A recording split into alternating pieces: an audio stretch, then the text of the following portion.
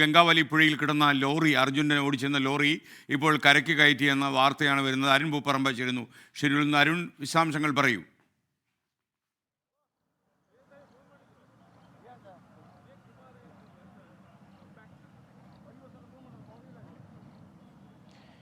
SK എന്തായാലും ഇത് ശ്രമകരമായിട്ടുള്ളൊരു ദൗത്യമാണ്. ഇപ്പോൾ അതായത് പുഴയിൽ നിന്നും ഏറെ മുകളിലേക്ക് ഇത് കയറ്റിയിട്ടുണ്ട്. ഇനി അല്പം കൂടി ആ മുകളിലേക്ക് കയറിയാൽ ഇത് ദേശീയപാതയോട് ചേർന്ന ആ ഭാഗത്തേക്ക് എത്തുകയും ചെയ്യും. നേരത്തെ രണ്ട് ക്രെയിനുകൾ ഉപയോഗിച്ചുകൊണ്ടാണ്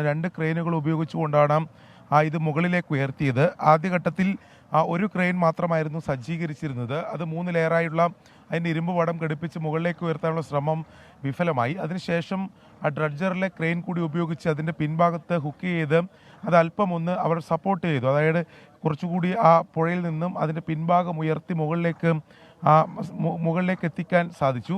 ഇനിയിപ്പോൾ അതിൻ്റെ ഒരു അന്തിമഘട്ടമാണ്. ഈ ലോറി മുകളിലേക്ക് ഉയർത്തുന്നതിൻ്റെ അന്തിമഘട്ടത്തിലേക്ക് എത്തിയിരിക്കുകയാണ്. പക്ഷേ അവിടെ ഒരു മൺതിട്ടയുണ്ട്. ആ മൺതിട്ട കൂടി വേദിച്ച് വേണം ഈ ലോറിയെ മുകളിലേക്ക് എത്തിക്കുന്നതിന് വേണ്ടി. അതിന് തൊട്ട് താഴെയാണ് ഇപ്പോൾ ലോറി നിലവിലുള്ളത്. ആ മൺതിട്ട വേദിക്കുന്നതിന് മുമ്പായി കുറച്ചുകൂടി അതിൻ്റെ ഒരു വടം ടൈറ്റ് ചെയ്യുന്ന ഉൾപ്പെടെയുള്ള നടപടികളാണ് ഇപ്പോൾ നടത്തിക്കൊണ്ടിരിക്കുന്നത്. ഇതിലേറ്റവും പ്രതിസന്ധിയായി ഉണ്ടായിരുന്നത് ഈ ലോറി പൂർണ്ണമായും ഹാൻഡ് ബ്രേക്കിലായിരുന്നു. അതുകൊണ്ട് തന്നെ ഇതിൻ്റെ ടയറുകൾ ഈ വടം ഉപയോഗിച്ച് വലിക്കുമ്പോൾ ഇത് മൂവ് ചെയ്യുന്നുണ്ടായിരുന്നില്ല, മുകളിലേക്ക് ചെയ്യുന്നുണ്ടായിരുന്നില്ല. അതാണ് ഇതിലൊരു പ്രതിസന്ധിയായി ഉണ്ടായിരുന്നത്. അതിനുശേഷമാണ് അത് മറികടക്കുന്നതിന് വേണ്ടിയിട്ടാണ് 2 ക്രെയിനുകൾ ഉപയോഗിച്ചുകൊണ്ട് ഇത് മുകളിലേക്ക് ഉയർത്തിയത്. ഇപ്പോൾ ഏകദേശം റോഡിനോട് ചേർന്ന ഭാഗത്ത് തന്നെ ഇത് എത്തിയിട്ടുണ്ട്.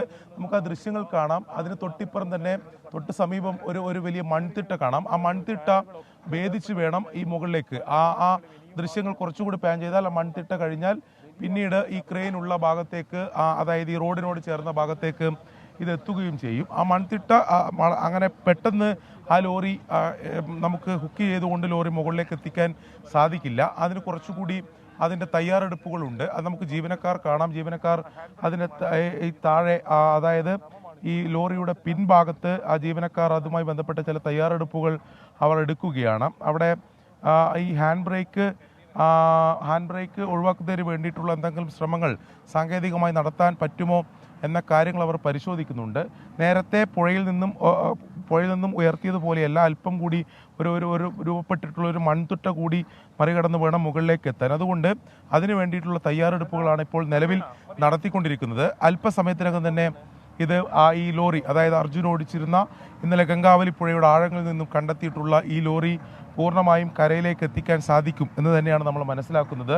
അവിടെ മറ്റ് ഫയർഫോഴ്സിൻ്റെ ഉദ്യോഗസ്ഥർ അവിടെ നമുക്ക് കാണാം. അതോടൊപ്പം തന്നെ നേരത്തെ ഈ ക്രെയിനിലെ, അതായത് നേരത്തെ ഡ്രഡ്ജറിലെ ക്രെയിനും അതോടൊപ്പം തന്നെ ഈ മുകളിൽ റോഡിനോട് ചേർന്ന ഭാഗത്ത് സജ്ജീകരിച്ചിട്ടുള്ള ക്രെയിനും ഒരേ സമയം അത് മുൻഭാഗത്തും അതോടൊപ്പം തന്നെ പിൻഭാഗത്തും ലോക്ക് ചെയ്തതിന് ശേഷമാണ് പതിയെ മുകളിലേക്ക് ഉയർത്തിയത്. ഓരോ ഘട്ടത്തിലും മുകളിലേക്ക് ഉയർത്തുമ്പോൾ ഓരോ സ്റ്റെപ്പ് എടുക്കുമ്പോഴും അവിടെ അവർ അത് ഹോൾഡ് ചെയ്ത് കൃത്യമായി കാര്യങ്ങൾ നിരീക്ഷിച്ചാണ് മുകളിലേക്ക് ഉയർത്തുന്നത്. വളരെ ശ്രമകരമായിട്ടുള്ള ദൗത്യം തന്നെയാണ് അത്. ആ ലോറി ഹാൻഡ് ബ്രേക്കിലായതുകൊണ്ടാണ് അത്ര പ്രതിസന്ധി ഉണ്ടാവുകയും ചെയ്തത്. ഇന്നലെ വൈകിട്ടും അതേ പ്രതിസന്ധി ഉണ്ടായിരുന്നു.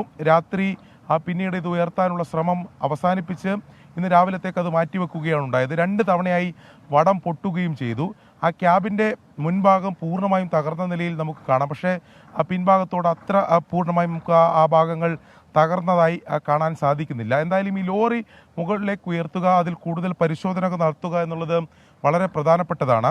ലോറി മുകളിലേക്ക് എത്തിച്ചു കഴിഞ്ഞാൽ പിന്നീട് ഉള്ള നടപടി എന്നുള്ളത് ഇത് പോലീസ് സ്റ്റേഷനിലേക്ക്, നിയമപരമായിട്ടുള്ള അതിൻ്റെ നടപടിയാണ്. ആ പോലീസ് സ്റ്റേഷനിലേക്ക് മാറ്റും.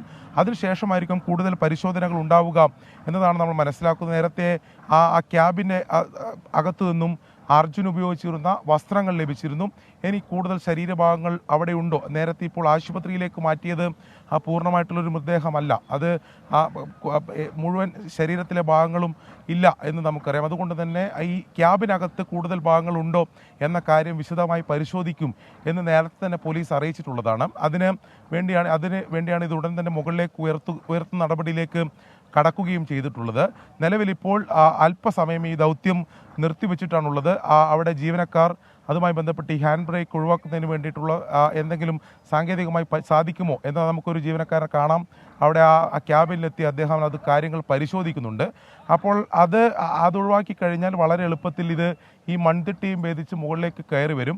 അപ്പോൾ അത്തരം ശ്രമങ്ങളാണ് എന്തായാലും നടത്തിക്കൊണ്ടിരിക്കുന്നത്. പക്ഷേ ഏറെ ശ്രമകരമായിട്ടുള്ള ദൗത്യം തന്നെയാണ് ഈ ലോറി പുഴയിൽ നിന്ന് ഇപ്പോൾ കരയിലേക്ക് കയറ്റുന്നത് എന്ന് നമുക്ക് പറയാൻ സാധിക്കും. നിരവധിയായിട്ടുള്ള ജീവനക്കാരും ഫയർഫോഴ്സിൻ്റെ ഒക്കെ ഉദ്യോഗസ്ഥർ ഈ കാര്യങ്ങൾ ഏകോപിപ്പിക്കുന്നതിന് വേണ്ടി ഇവിടെ എത്തിയിട്ടുണ്ട്. 2 ക്രെയിനുകൾ ഘടിപ്പിച്ചാണ്, 2 ക്രെയിനുകൾ ഒരേ സമയം പ്രവർത്തിപ്പിച്ചാണ് ഇപ്പോൾ ഏകദേശം ഒരു 80% കരയിൽ ഇത് എത്തിച്ചിട്ടുള്ളത്. ഇനിയിപ്പോൾ ഈ റോഡിനോട് ചേർന്ന ഭാഗത്ത് ഇത് പോലീസ് സ്റ്റേഷനിലൊക്കെ മാറ്റണമെങ്കിൽ ഈ പൂർണ്ണമായും മുകളിലേക്ക് എത്തിക്കണം.